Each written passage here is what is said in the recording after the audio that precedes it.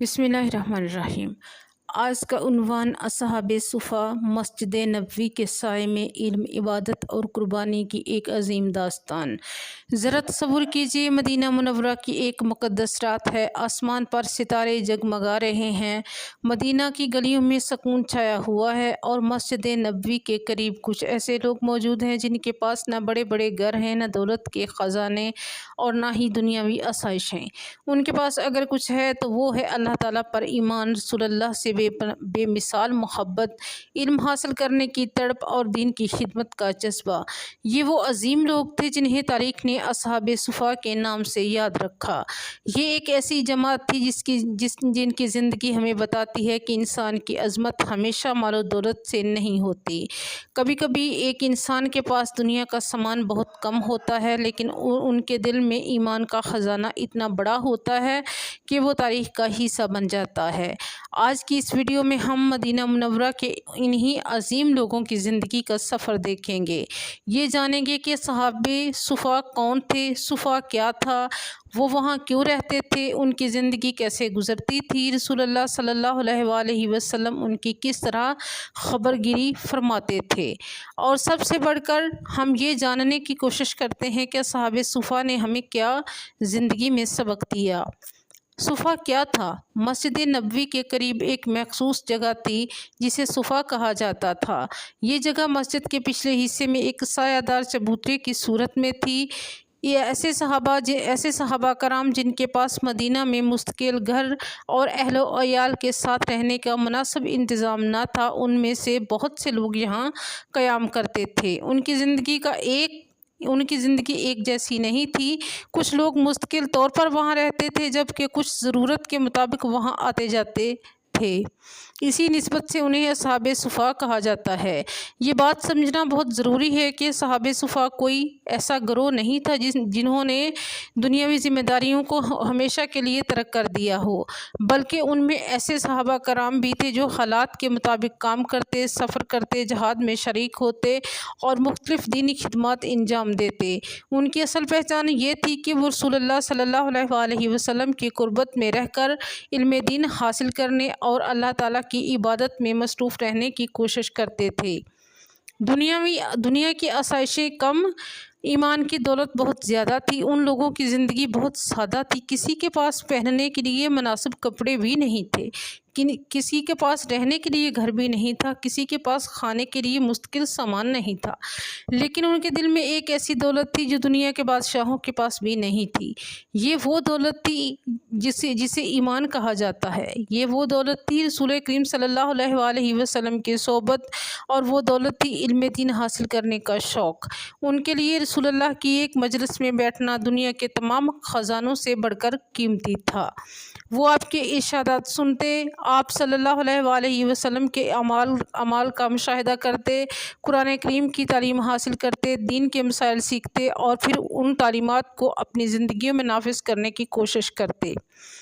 راتوں کی عبادت اور دنوں کا علم۔ اصحاب صفا کی زندگی صرف غربت اور مشکلات کی داستان نہیں تھی، یہ عبادت اور علم کی بھی عظیم داستان تھی۔ دنیا کی بہت سی چیزیں ان کے پاس نہیں تھیں، لیکن ان کے پاس وقت تھا اور انہوں نے اس وقت کو غفلت میں ضائع نہیں کیا۔ وہ نماز پڑھتے، قرآن سنتے، رسول اللہ کی مجالس میں بیٹھتے، دینی تعلیم حاصل کرتے اور اللہ تعالیٰ کو یاد کرتے اور اپنی اصلاح کی کوشش کرتے۔ ان کا مقصد صرف یہ نہیں تھا کہ وہ خود دین سیکھیں، بلکہ وہ اس علم کو آگے پہنچانے کے لیے بھی تیار ہوتے تھے۔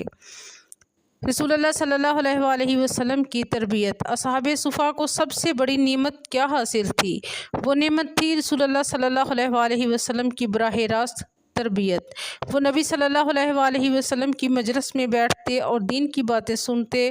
آپ صلی اللہ علیہ وآلہ وسلم انہیں قرآن پاک سکھاتے، عبادت کے طریقے سمجھاتے، اخلاق کی تعلیم دیتے، صبر، تقوی، امانت، صداقت اور حسن معاشرت کی تربیت فرماتے۔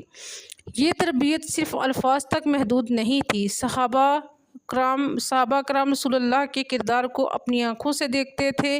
وہ دیکھتے کہ آپ صلی اللہ علیہ وآلہ وسلم غریبوں کے ساتھ کیسے پیش آتے ہیں، یتیموں سے کیسی محبت کرتے ہیں، مسکینوں کا کیسے خیال رکھتے ہیں، صحابہ کرام کے دکھ درد میں کیسے شریک ہوتے ہیں، اور اللہ تعالیٰ کی عبادت میں کس طرح اپنے رب کے سامنے جھکتے ہیں۔ اسی لیے اصحاب صفا کی تربیت کتابی علم کے ساتھ ساتھ عملی تربیت بھی تھی۔ بھوک کے لمحات۔ اصحاب صفا کی زندگی میں ایسے لمحات بھی آتے تھے جب کھانے کا مناسب انتظام نہیں ہوتا تھا۔ ان میں بہت سے لوگ غریب تھے۔ کئی مہاجرین ایسے بھی تھے جو مکہ مکرمہ سے ہجرت کر کے مدینہ آئے تھے اور اپنے گھروں، کاروبار اور مال و اسباب سے محروم ہو چکے تھے۔ ان حالات میں رسول کریم صلی اللہ علیہ وآلہ وسلم ان کی خبر گیری فرماتے۔ مدینہ کے صحابہ کرام بھی ہر طرح سے تعاون کرتے، کبھی کوئی کھانا پیش کرتا اور کبھی کوئی صدقہ پیش کرتا، کبھی کوئی اپنی استطاعت کے مطابق ان کی مدد کرتا۔ رسول کریم صلی اللہ علیہ وآلہ وسلم نے اپنے صحابہ کرام کے دلوں میں ایسا احساس پیدا فرمایا کہ ایک مسلمان اپنے بھائی کو بھوک اور مشکل میں اکیلا نہیں چھوڑتا۔ یہی اسلامی اخوت تھی۔ رسول اللہ صلی اللہ علیہ وآلہ وسلم کی شفقت۔ رسول کریم اصحاب صفا کی ضروریات سے ہرگز غافل نہیں تھے۔ آپ صلی اللہ علیہ وآلہ وسلم ان کے حالات کا خیال رکھتے۔ اگر کوئی تحفہ یا صدقہ آتا تو اس کے بارے میں مناسب طریقے سے ان کی خبر گیری ہوتی۔ کئی مرتبہ آپ صلی اللہ علیہ وآلہ وسلم صحابہ کرام کو ترغیب دیتے کہ وہ اصحاب صفا میں سے کسی کو اپنے گھر اپنے ساتھ کھانا کھلانے کے لیے لے جائیں۔ یہ منظر ہمیں رسول اللہ کی رحمت کا اندازہ کرواتا ہے۔ آپ صلی اللہ علیہ وآلہ وسلم نے ایسا معاشرہ بنایا تھا جہاں کمزور انسان خود کو بے سہارا محسوس نہ کرے۔ حضرت ابو ہریرہ علم کے عظیم امین۔ اصحاب صفا کا ذکر ہو اور حضرت ابو ہریرہ رضی اللہ عنہ کا ذکر نہ ہو تو یہ داستان ادھوری محسوس ہوتی ہے۔ حضرت ابو ہریرہ رضی اللہ عنہ نے رسول کریم صلی اللہ علیہ وآلہ وسلم کی صحبت میں رہ کر بے شمار احادیث روایت کی۔ وہ علم حاصل کرنے کے لیے بہت شوق رکھتے تھے۔ دنیاوی مشاغل اور مالی وسائل محدود ہونے کے باوجود انہوں نے رسول کریم صلی اللہ علیہ وآلہ وسلم کی صحبت کو ترجیح دی۔ ان کا مقصد تھا کہ رسول کریم صلی اللہ علیہ وآلہ وسلم کی زبان مبارک سے جو کچھ سنیں اسے یاد رکھیں اور آگے پہنچائیں۔ اسی وجہ سے بعد کی نسلوں تک رسول اللہ صلی اللہ علیہ وآلہ وسلم کی بہت سی احادیث پہنچی۔ یہ ہمیں ایک عظیم سبق اصحاب صفا کی یہ جماعت ہمیں ایک عظیم سبق دیتا ہے کہ علم کی حفاظت بھی ایک عظیم خدمت دین ہے۔ اصحاب صفا چلتے پھرتے معلم تھے۔ اصحاب صفا میں سے بہت سے صحابہ بعد میں مختلف علاقوں میں اور ملکوں میں گئے اور لوگوں کو دین کی تعلیم دی۔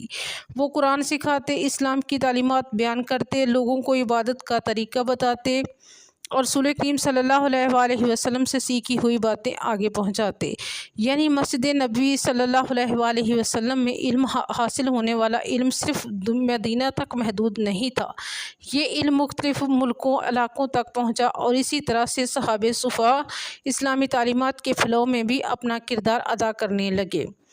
علم حاصل کرنا زندگی کا مقصد۔ آج ہمارے پاس علم حاصل کرنے کے لیے بے شمار ذرائع ہیں، کتابیں ہیں، مدارس ہیں اور جامعات ہیں، لیکن سوال یہ ہے کہ کیا ہمارے اندر علم حاصل کرنے کی وہی تڑپ ہے؟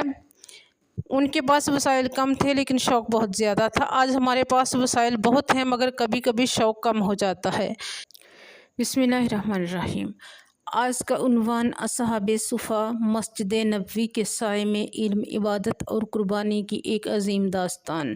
ذرا تصور کیجیے، مدینہ منورہ کی ایک مقدس رات ہے، آسمان پر ستارے جگمگا رہے ہیں، مدینہ کی گلیوں میں سکون چھایا ہوا ہے، اور مسجد نبوی کے قریب کچھ ایسے لوگ موجود ہیں جن کے پاس نہ بڑے بڑے گھر ہیں، نہ دولت کے خزانے اور نہ ہی دنیاوی آسائش ہیں۔ ان کے پاس اگر کچھ ہے تو وہ ہے اللہ تعالیٰ پر ایمان، رسول اللہ سے بے مثال محبت، علم حاصل کرنے کی تڑپ اور دین کی خدمت کا جذبہ۔ یہ وہ عظیم لوگ تھے جنہیں تاریخ نے اصحاب صفا کے نام سے یاد رکھا۔ یہ ایک ایسی جماعت تھی جن کی زندگی ہمیں بتاتی ہے کہ انسان کی عظمت ہمیشہ مال و دولت سے نہیں ہوتی۔ کبھی کبھی ایک انسان کے پاس دنیا کا سامان بہت کم ہوتا ہے لیکن ان کے دل میں ایمان کا خزانہ اتنا بڑا ہوتا ہے کہ وہ تاریخ کا حصہ بن جاتا ہے۔ آج کی اس ویڈیو میں ہم مدینہ منورہ کے انہی عظیم لوگوں کی زندگی کا سفر دیکھیں گے۔ یہ جانیں گے کہ صحابہ صفا کون تھے، صفا کیا تھا، وہ وہاں کیوں رہتے تھے، ان کی زندگی کیسے گزرتی تھی، رسول اللہ صلی اللہ علیہ وآلہ وسلم ان کی کس طرح خبرگیری فرماتے تھے، اور سب سے بڑھ کر ہم یہ جاننے کی کوشش کرتے ہیں کہ صحابہ صفا نے ہمیں کیا زندگی میں سبق دیا۔ صفا کیا تھا؟ مسجد نبوی کے قریب ایک مخصوص جگہ تھی جسے صفا کہا جاتا تھا۔ یہ جگہ مسجد کے پچھلے حصے میں ایک سایہ دار چبوترے کی صورت میں تھی۔ یہ ایسے صحابہ کرام جن کے پاس مدینہ میں مستقل گھر اور اہل و عیال کے ساتھ رہنے کا مناسب انتظام نہ تھا، ان میں سے بہت سے لوگ یہاں قیام کرتے تھے۔ ان کی زندگی ایک جیسی نہیں تھی۔ کچھ لوگ مستقل طور پر وہاں رہتے تھے جبکہ کچھ ضرورت کے مطابق وہاں آتے جاتے تھے۔ اسی نسبت سے انہیں اصحاب صفا کہا جاتا ہے۔ یہ بات سمجھنا بہت ضروری ہے کہ اصحاب صفا کوئی ایسا گروہ نہیں تھا جنہوں نے دنیاوی ذمہ داریوں کو ہمیشہ کے لیے ترک کر دیا ہو، بلکہ ان میں ایسے صحابہ کرام بھی تھے جو حالات کے مطابق کام کرتے، سفر کرتے، جہاد میں شریک ہوتے اور مختلف دینی خدمات انجام دیتے۔ ان کی اصل پہچان یہ تھی کہ وہ رسول اللہ صلی اللہ علیہ وآلہ وسلم کی قربت میں رہ کر علم دین حاصل کرنے اور اللہ تعالیٰ کی عبادت میں مصروف رہنے کی کوشش کرتے تھے۔ دنیا کی آسائشیں کم، ایمان کی دولت بہت زیادہ تھی۔ ان لوگوں کی زندگی بہت سادہ تھی۔ کسی کے پاس پہننے کے لیے مناسب کپڑے بھی نہیں تھے، کسی کے پاس رہنے کے لیے گھر بھی نہیں تھا، کسی کے پاس کھانے کے لیے مستقل سامان نہیں تھا، لیکن ان کے دل میں ایک ایسی دولت تھی جو دنیا کے بادشاہوں کے پاس بھی نہیں تھی۔ یہ وہ دولت تھی جسے ایمان کہا جاتا ہے۔ یہ وہ دولت تھی رسول کریم صلی اللہ علیہ وآلہ وسلم کی صحبت، اور وہ دولت تھی علم دین حاصل کرنے کا شوق۔ ان کے لیے رسول اللہ کی ایک مجلس میں بیٹھنا دنیا کے تمام خزانوں سے بڑھ کر قیمتی تھا۔